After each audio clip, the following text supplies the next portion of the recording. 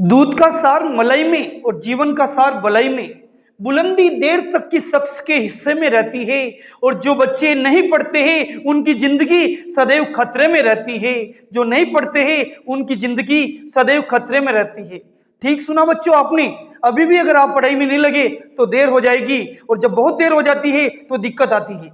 आज हम most important प्रश्न में तीसरे प्रश्नावली का पहला इंपोर्टेंट क्वेश्चन है, निम्न रेखिक समीकरण युग्म को हल करो। ये प्रश्न माध्यमिक शिक्षा बोर्ड 2022 और 2016 में आया हुआ है। इसमें दो समीकरण दे रखी है। पहली समीकरण है x - 3 = 7, दूसरी समीकरण है x + 4y = 14। तो हम क्या करेंगे, कुछ नहीं करना है, जो समीकरण दे रखी है उनको मेहमान समझ के अपना बनाना है। तो x - 3 = 7, इनको कमरा नंबर 1 में जगह दे दो, यानी समीकरण नंबर 1 मान लो।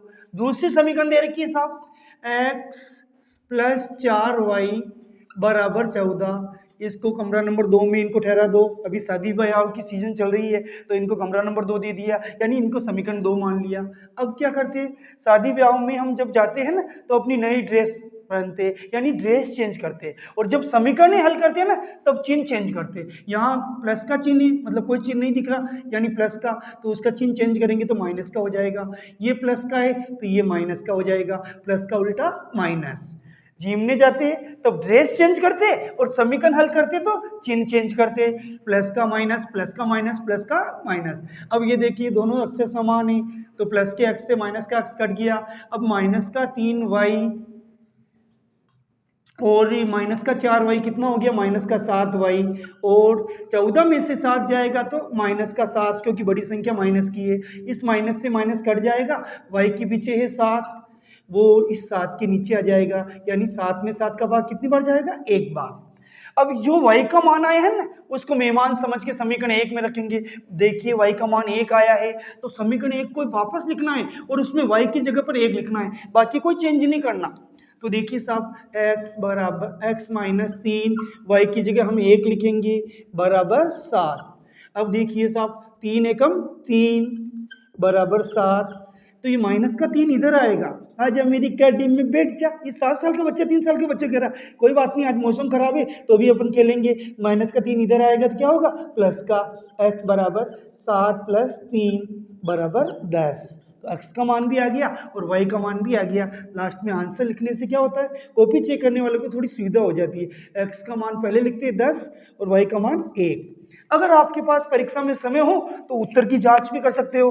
x और y का मान किसी भी समीकरण में रख के देख लेना, दोनों पक्ष बराबर आ जाए, समझ जाना आपका आंसर सही है। इस प्रश्न के परीक्षा में आने की पूरी संभावना है।